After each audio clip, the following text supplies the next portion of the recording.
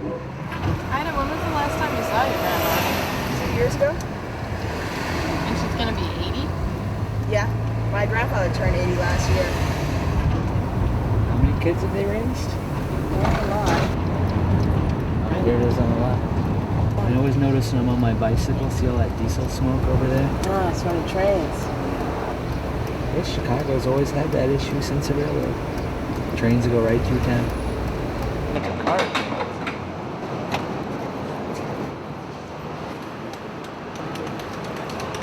Bye, dear. It's gonna be boarding at E. At E? Yeah. One car, downstairs. No food, no Made it to the train finally. I didn't think it happened. cigarettes only. No pipes, no cigars, and none of those funny cigarettes. All right? Okay. Are there any questions? Okay, because 5 minutes after now, I charge $25 a second for any questions. All right.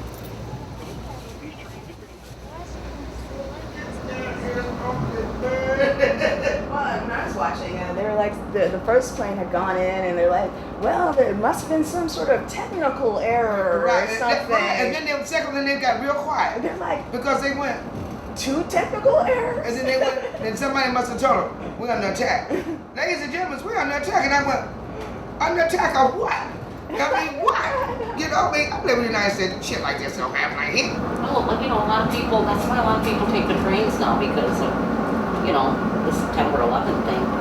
I would think that a lot more people would take the train. No. No? The first week that happened, everybody was riding the train that was flew. A week later, we were back to flying. Well, definitely an experience. I guess it's like taking a train in any other country. You know, you get to see a cross section of what goes on in America. Afro-American, that means I had to come from Africa to be in America. But if I'm not from Africa, I'm from America. So that's what I consider myself as, an American. I don't like to fly. I'm originally from New York, and I was about 3 blocks away, September 11th. So Yeah. I've been on a plane since. Well, raised up, but you know, it makes me think, okay, now, where am I in this category? If my grandfather was Indian and my grandmother was, you know, black, and her mother was from Africa, where am I? You know, but that's the reason I just use the word American. My grandmother's mother was straight off the reservation as well. So I mean, they imagined me and had family and all that stuff. So you're like, am I more American than American? you're like, hey, my families have been here at least 200 years. So the other day, someone told me to go back to Africa. I'm like, Africa? Well, why don't you go back to Ireland? What the hell, man? Come on. But I think Americans struggle with their identity, like, you know, like being like a lot of Americans immigrated at the turn of the century, you know, or had immigrated to America at some point. So, you know, they really strongly adhere to whatever America is. I tell you, I'm hungry. Get out my little tray.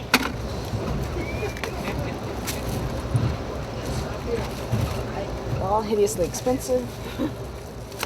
But I did get a knife so we can cut the cheese. Fearful of? Not fearful in any way. Why would I be fearful? I can't. Oh! Well, she is old. She could die soon. That's a worry. Better than that. She's a lovely lady, although I'm fairly certain that she can. There are very few people she can keep track of faces and names and things, because she's going slightly senile. Hi, Mom. This is Ida. It is currently 12:30. We have arrived in San Antonio, not Chicago, and hopefully you'll get the message. Yeah, could you lean out of the car? Your headlights are blaring like we can see the inside of the car. Crazy. Oh, look at this girl with the camera. How you doing? What's up? I just came back from the club. Y'all was tripping. Y'all should have got here a little earlier. We could have partied. Before we try to go through all east side and all that shit. You know, we got a white chick with us. We better not go through there. We have to lock the doors Oh, and shit. you know, she's been to the Middle East. Oh, you been to, where in the Middle East have you been? I've been to Syria and Jordan and Palestine, Israel, Egypt, Oman, Turkey. You know, I was one of the first U.S. troops to ever land on the shores of Oman in 1982. Really? We went landed on a pure beach. It was unbelievable. I was like, my fat ass was out there body surfing and shit. It was the bomb, man.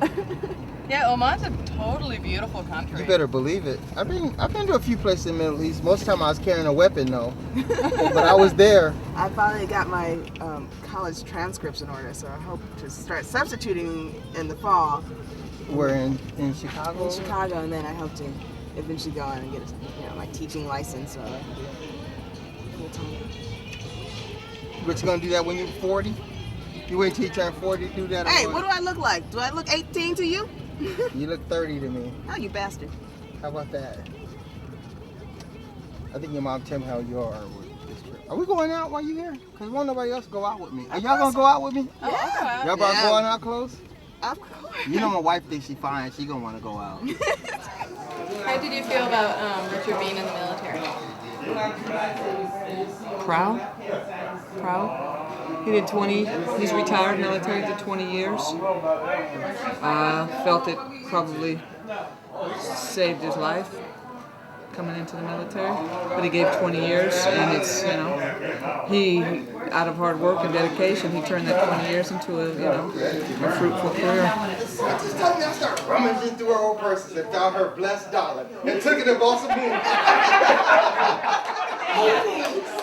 And my favorite A&B story is that she gave all the kids money. And I used to love it because, like, when I was a kid, she was huge. She was like she was a big woman. And she would always pull out a huge paper sack out of her chest. Like, it was huge. And she'd always give me $1 and just follow behind me because I put it in my chest and just drop. And she'd just give it back to me. Good to meet you. Good to meet you. I've been someplace else. If that meeting had not been in Las Vegas the last time, would not have been half as many people there.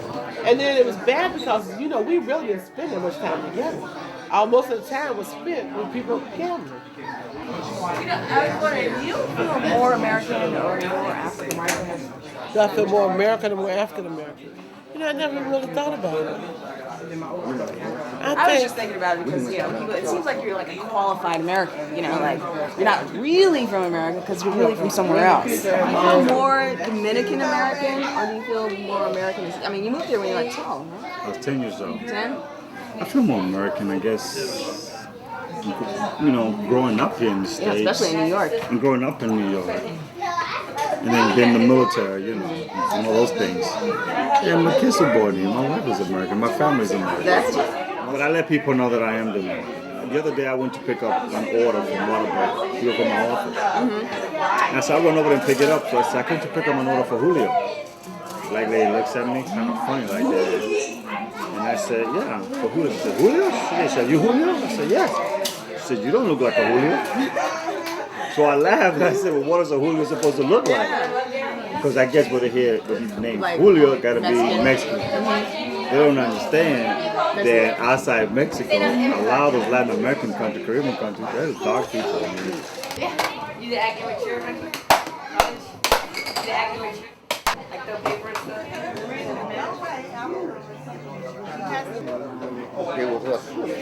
When did you join the military? 1942, 5th of September. Wow, now you remember the date, huh? Mm-hmm. Did you just join because you wanted to, or did you? No, I was drafted. Oh, I see. Did you want to be drafted? No. What did I enjoy most? Ooh. I guess when the war was over. 3 blocks. It's on the left side, sit on top of the hill. So when it splits, go left, go right, go right. Go right. 2 blocks, there it is. Yeah, 2 to 3 blocks. Have you seen the cribs with Mariah Carey? Yes, Which and goes every crazy. room is butterflies. Yeah. All of the rooms are butterflies. Like, okay, it's the same curtain that's on the wallpaper, that's on the bed, that's on the chair, that's a poster, that's on the pillows. Butterflies. $12 million penthouse apartment. Yeah, and then she decides she wants to get in the bath. And she's like, oh, there's a chandelier over the bathtub, like 2 feet from her. Did you see when she's going through her closet? And she's like, oh, He's looking at her shoes.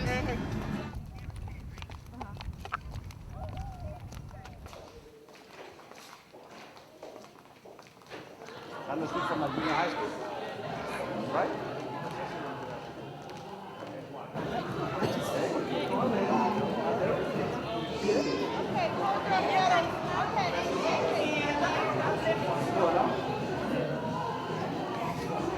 What's your better half? How do you feel about being American? It's cool. What do you like about it? Being American? Freedom, man. Yeah, freedom. There you go. Do you think that you might join the military like your mom? Why not? Because she says that she only did that to earn money, and she doesn't really want any of her children to do it voluntarily. I gotta get something from the car. So it's just like being friends, like this, hanging out, cousins, man. I play football, or I'll be a lawyer. So all of you are either going to be sports stars, or doctors, or lawyers. I'm gonna be a basketball. I'm gonna be a basketball. You're going to be a basketball.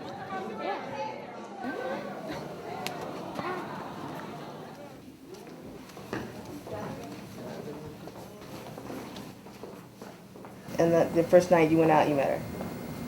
The first night, she was the prettiest woman in town.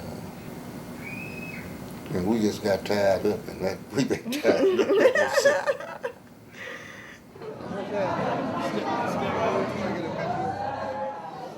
Praise the Lord, everybody. It was such a wonderful delight to celebrate my father's 80th birthday just a few years ago, and to come here and to celebrate my mother's birthday, and to be so blessed to have them here, to be able to look at them and to see them in health is a blessing. God, we thank you today for your love and your kindness, and most of all your tender mercies. We thank you for this setting. We thank you for the honorees today, God. We've been blessed by their touch, by their wisdom, God, and by their direction. And so as we come together once again as individuals and collectively, God, we say thank you. I received my calling during the last Gulf War 12 years ago, because God called me and I refused to receive it and actually go out and do it. But during the Gulf War, after the bullets were flying over my head and they was dropping bombs all around me, then I told God, whatever you want me to do, if you get me out of this, then I will do it. I served in this country's armed forces for a total of 23 years. I retired and served all over the country and went in foreign countries and third world countries, and I know that we are a blessed nation. And on Saturday, we're going to have a lovely picnic in a really lovely park that has a pool. So if you guys, correct? No pool. Oh, no pool. Sorry. Does have a volleyball place. It will be really hot, so maybe you could wear your bathing suits. I believe we can go ahead and get started. Dinner is basically served. Just go. No, that's the German. It's okay. Pull the bow out.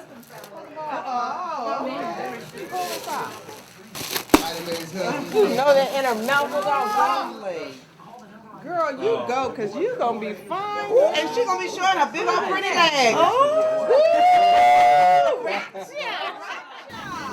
I think people are so scared about 911, but for me, when 911 happened, the thought of having possibly 50,000 people in that building go down to less than 3,000 was God's manifest grace. Now, how we respond and act after that, we're up in arms about 3,000 people dying, and and I'm not saying Saddam wasn't a bad person, but I just don't know how he got into this fight. Oh my, what is this? Smell. What I do with it? You just smell it. It's a candle. Ooh, smell good stuff. A woman can never have enough smell good stuff. Okay. I don't like that evildoer stuff. No, that's bad. We just in this country had 1 million people march protesting the war, and the president said that's a focus group. what do you do with that? Because he's supposed to represent us, and if 1 million of us come out to say, hey, he's supposed to at least act like that matters. I might have to give it up. No, it's yours. I know you This would. said your niece, Mary, and baby sister. I think it's Bible study dress. Are you jealous or anything? You know, Mama, her memory ain't so good. So one day she says, do I have any children? I said, well, yes, you do have some children. Well, where are they? I said, well, I'm one of them, but you so old.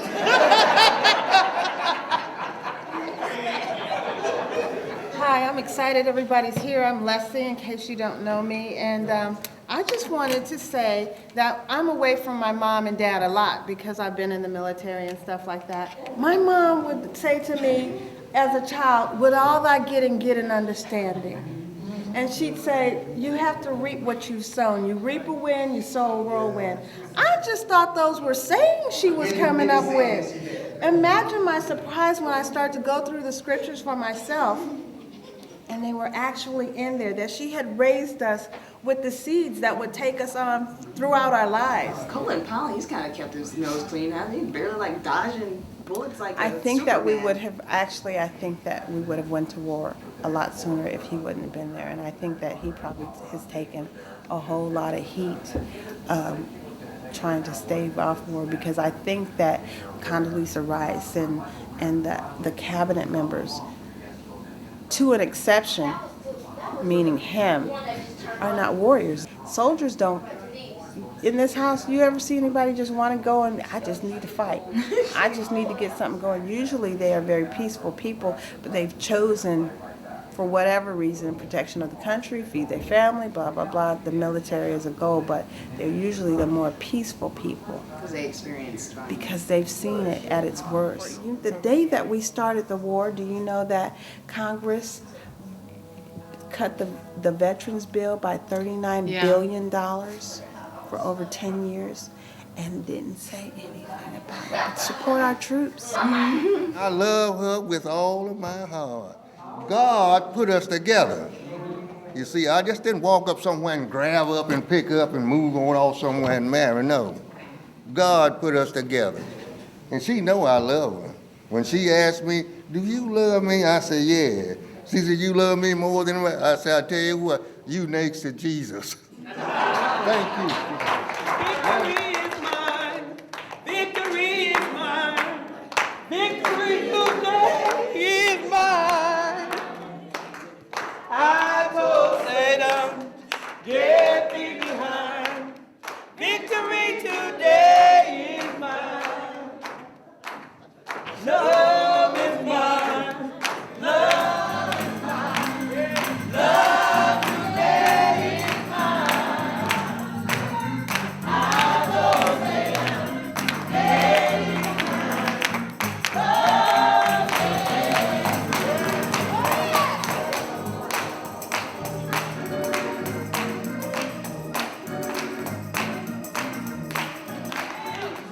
The other day I was sitting in Germany, right before I left Germany. I was sitting on the bed and I began to say, you know, God, that man sure loves me. And you know what God told me? No, that's not it, baby. You got it confused. He's allowing me to love you through him. Oh, God, thank you, Jesus. So it ain't about your man or your woman. It's about God loving you through you. Allow God to come in you. Don't love with your love. It's not possible. It's superficial. It won't last. It can't stand the test of time. But when you begin to let God come in and love through you, there'll be none like you. Hallelujah. It's a love thing, y'all. Pray my strength of the Lord. The national interest. I mentioned above that mother has 4 children who retired from the military. She also has a husband and a son-in-law who retired from the military. Taken all together, this is more than 120 years of service to the nation. Therefore, I'd like to make a presentation to them. All right. And this presentation is one of my National Defense Service medals that I'm going to give to my mother today. Right now.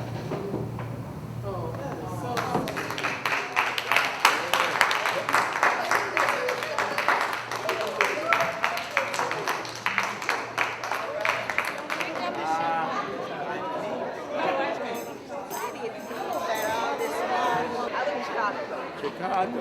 Okay. Were you kind of moved? Yeah, man. I started crying over there. When Aunt Martha was like, Had I, like, my hands not been so sweaty, I mean, I was afraid of drunk. like Cecily and I are like, we like look at each other, both our eyes are like, I love you.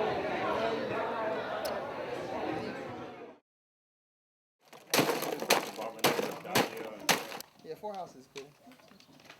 We want my nickname. Everybody got 10 but me. Everybody got money but me. Everybody but you.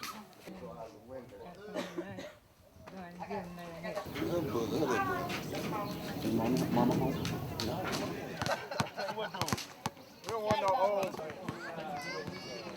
There's a lot of cool things about being American, and then there's some cool things about not being American. What are some of those cool things about not being American? That you, like, in some spots you don't have to go to school. That's cool. I think that's cool. Good answer. But not being American, you wouldn't be able to go out. Like, you would have to always stay covered and, not be able to see people and always have to be cleaning and doing for people. It's not easy. My favorite thing about being an American, that's a good one. Freedom to your choice of to do whatever you set your mind to do, I guess the freedoms if we can keep them, of speech and job choices. Freedoms. I was gonna say that I just like the fact that I have so many choices. I guess it's the same as freedom, but I can do pretty much anything I please. Right there. And I really like that. I don't know how to explain it any deeper. What would you think, Mom, the most important? What's the most important thing in a marriage, Mom? They wouldn't have too important no time.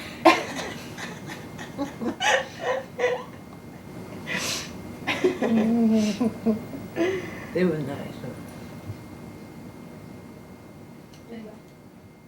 Want to come over to send this person? Barn, here you go. I thought your hips were hurting. My what? I don't know. You got any pain anywhere? This yours? No, that's yours. You got any pain anywhere? Are you in any pain? Yeah, I do. All right. Okay. Pardon me.